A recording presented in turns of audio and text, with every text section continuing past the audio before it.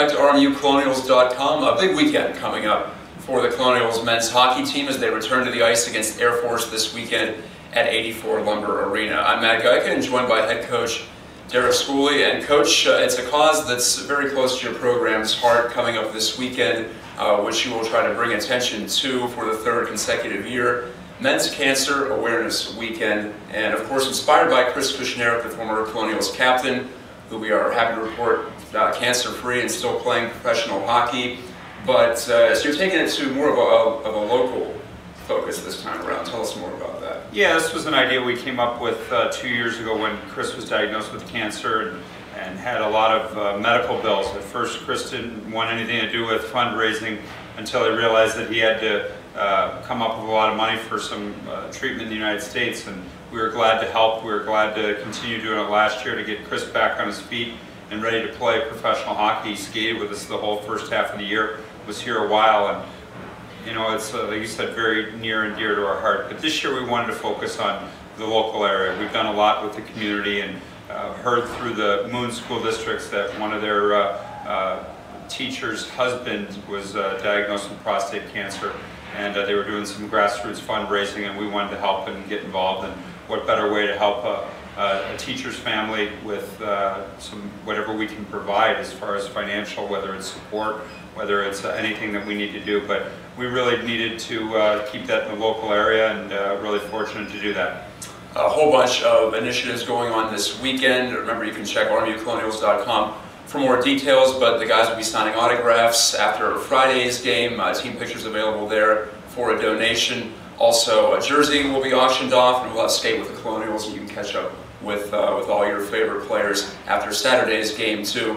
But just for you personally, this is something that the whole program went through, and a lot of these guys, as you mentioned, know Chris very well. So I've spoken to a few of them. They take this very seriously. How does that make you feel as a coach? Well, it's just you know, great that our guys rallied behind Chris. And the first year that we did it, Chris' jersey was in our locker room every game. When we won the Three Rivers Classic, his jersey was on the ice with us, and that's when things were very tough for Chris and was really battling hard. And guys had played with him at that time. Last year, a lot of the guys really didn't know Chris except the seniors, but he was around for 4 months. He was doing graduate school, working out with the team, getting prepared to play hockey, and you guys really got to know Chris and really realized why we really got behind it and why we've named our most inspirational player the Chris Kushneriuk Award, because he is such an inspirational guy. And the guys really got to know Chris, and there's a lot of guys in the locker room that didn't know him that are very good friends with him now, and really taken to the cause and taken to really helping Chris, but now helping the local community.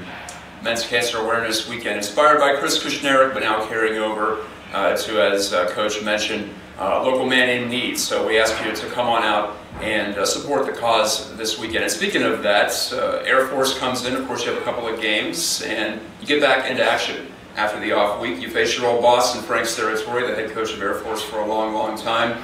What are some of the thoughts you have on their program, and once again going up against an old mentor of yours? Well, they're a perennial Atlantic hockey power. They've been to numerous NCAA tournaments, won a lot of championships, and I'm extremely happy that Frank has done so well there. A lot of that was done when we weren't in the league, and so I was able to congratulate him a little bit more when that went on. But he's a very good coach, gets his teams to play very hard. They've got a tremendous top line in Gunner, Demers, and Holm.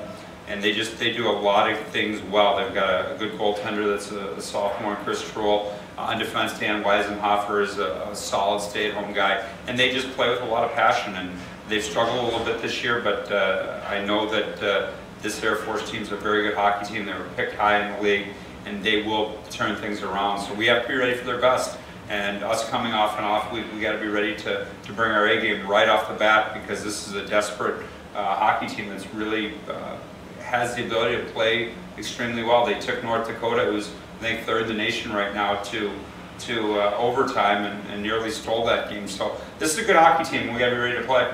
We're looking forward to a great weekend, both on the ice with the number 17 Colonials at 7-1, trying to extend that fantastic start. Also, Men's Cancer Awareness Weekend off the ice. Coach, thanks for the time today. Thank you. Lounge, I'm Matt Guyka, and joined by senior forward Scott Jacklin. For the second time this season, we get to catch up a bit here on RMUcolonials.com. But Scott, we're going to talk more off the ice and more away from what your team's doing, which is terrific right now at 7-0-1. But Men's Cancer Awareness Weekend coming up as you guys host Air Force here on the island. You got to know Chris Kushnerick, whom the weekend was designed toward supporting the first 2 times around. Tell us a bit about how you got to know him. He trained with you guys for a while as he tried to get back on the ice, and now he's doing quite well in his second year of pro hockey after his ordeal with testicular cancer. So what was your impression of him, and what did you guys pick up from him, I guess, along the way?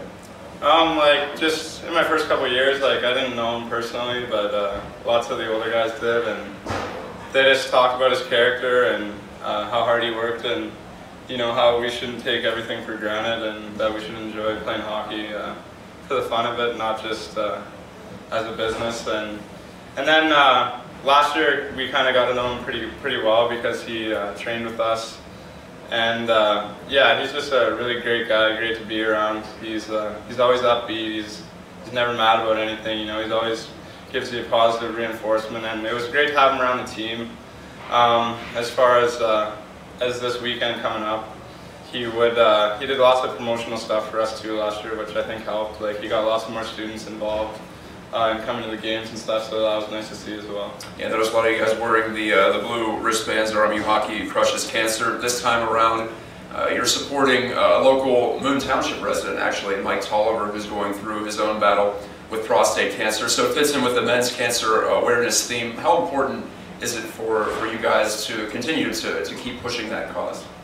I think it's really important. I don't think a lot of people think about it unless they're affected by it. So, I think this month is a big month for everyone just to kind of step back and realize and just be thankful and try and raise some money for the people that need it.